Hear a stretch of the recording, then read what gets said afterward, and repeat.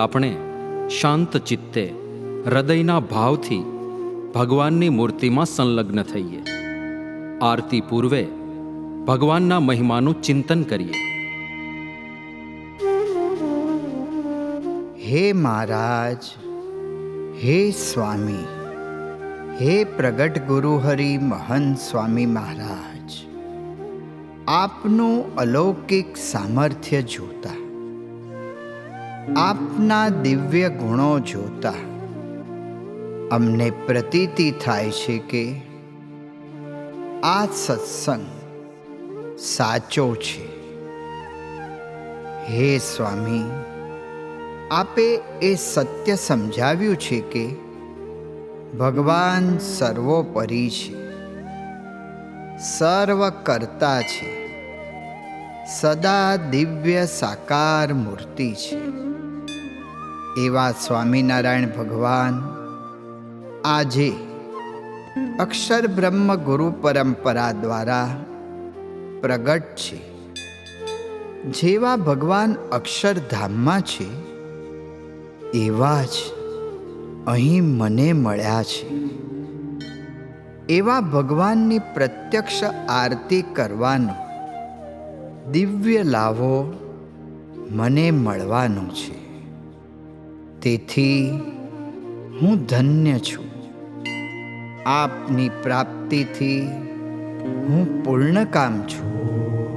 હું સુખી છું. धन्योऽस्मि पूर्णकामोऽस्मि निष्पापो निर्भयः सुखी अक्षरगुरुयोगेन स्वामिनारायणाश्रयात्.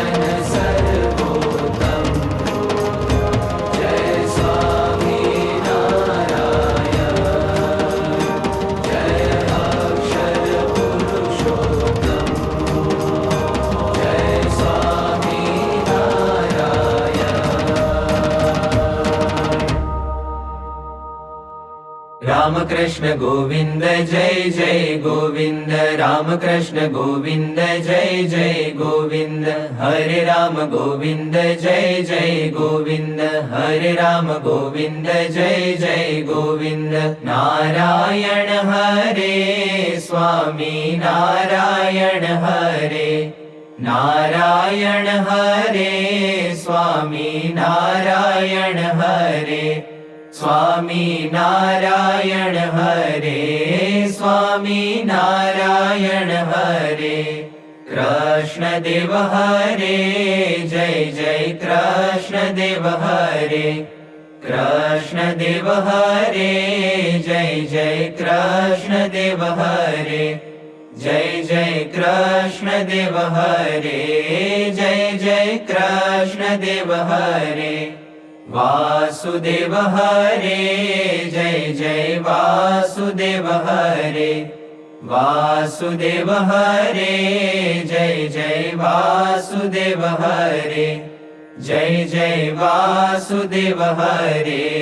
जय जय वासुदेव हरे वासुदेव गोविन्द जय जय वासुदेव गोविन्द वासुदेव गोविन्द जय जय वासुदेव गोविन्द जय जय वासुदेव गोविन्द जय जय वासुदेव गोविन्द राधे गोविन्द जय राधे गोविन्द राधे गोविन्द जय राधे गोविन्द वृन्दावन चन्द्र जय राधे गोविन्द वृन्दावन चन्द्र जय राधे गोविन्द माधव मुकुन्द जय माधव मुकुन्द माधव मुकुन्द जय माधव मुकुन्द आनन्द कन्द जय माधव मुकुन्द आनन्द कन्द जय माधव मुकुन्द स्वामी नारायण स्वामी नारायण स्वामी नारायण स्वामी नारायण स्वामी नारायण स्वामी नारायण स्वामी नारायण स्वामी नारायण स्वामी नारायण स्वामी नारायण स्वामी नारायण स्वामी नारायण स्वामी नारायण स्वामी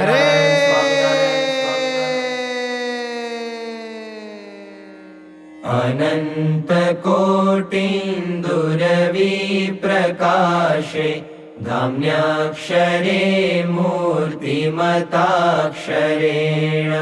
सार्धं स्थितं मुक्तगणावृतं च श्रीस्वामिनारायणमानमामि ब्रह्मादिसम्प्रार्थनया पृथिव्यां जातं समुक्तं च सहाक्षरं च सर्वावतारेष्ववतारिणं त्वां श्रीस्वामिनारायणमानमामि दुष्प्राप्य मन्ये कठिनैरुपाये समाधिसौख्यं हठयोगमुख्ये निजाश्रितेभ्यो ददतं दयालुं श्रीस्वामिनारायणमानमामि लोकोत्तरैर्भक्तजनाश्चरित्रे प्रह्लादयन्तं च भुवि भ्रमन्तं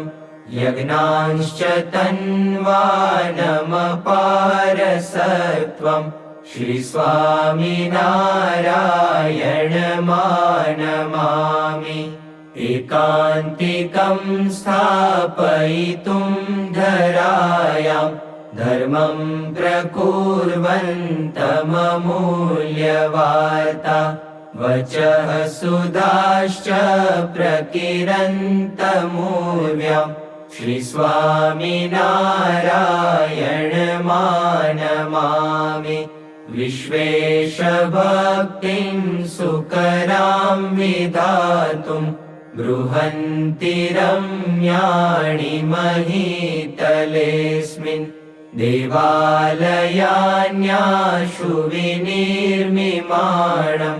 श्रीस्वामिनारायणमानमामि विनाशकं संसृतिबन्धनानां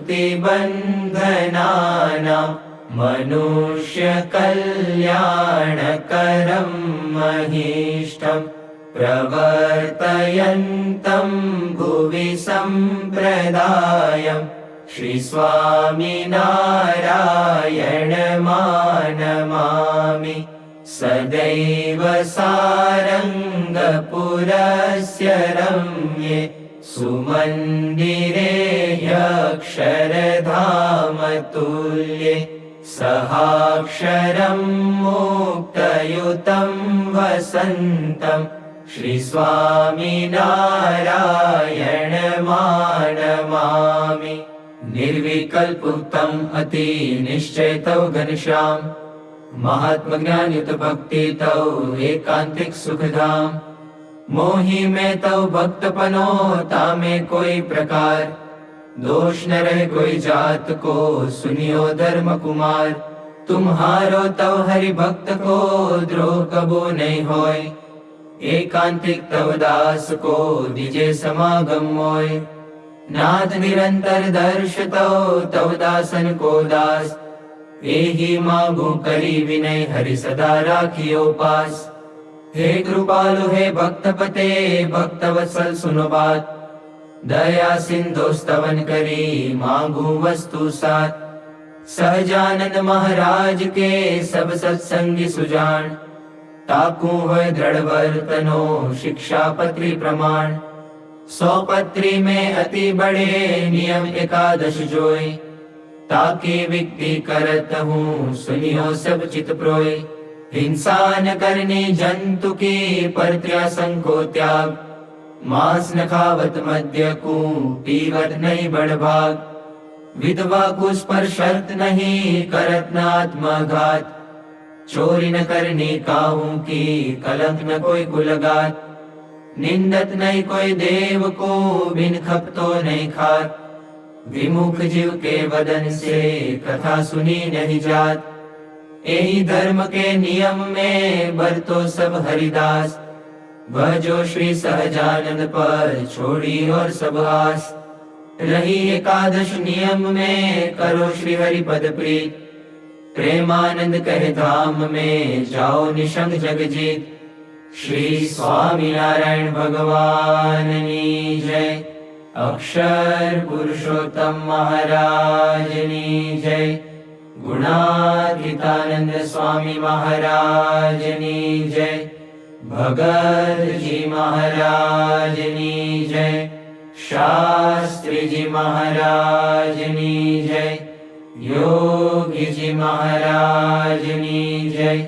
प्रमुख स्वामी महाराज की जय महंत स्वामी महाराज की जय अंतर्यामि परात्परं हितकरं सर्वोपरि श्री हरि